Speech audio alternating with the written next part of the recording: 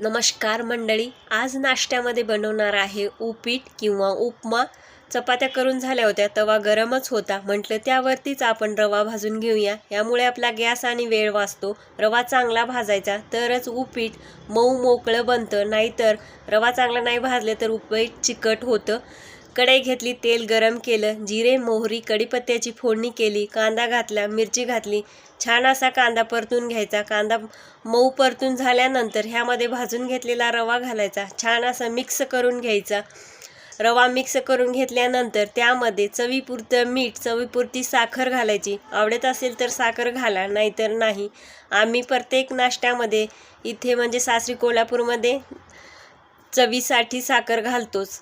आणि खळखळ उकळतेलं पाणी या रव्यामध्ये घालायचं, भिजेल एवढा रवा पाणी घालायचं आणि थांबायचं आणि छान वाफ काढून घ्यायची झाकण लावून। वाफ काढल्यानंतर थोडंसं लिंबू पिळायचं, कोथिंबीर घालायची, परत छान मिक्स करून वाफ काढून घ्यायची। एक वाफ काढल्यानंतर आपलं मऊ लुसलुशीत मोकळं उपीट करून तयार झालेलं आहे। आणि आता मी वाढून घेत आहे।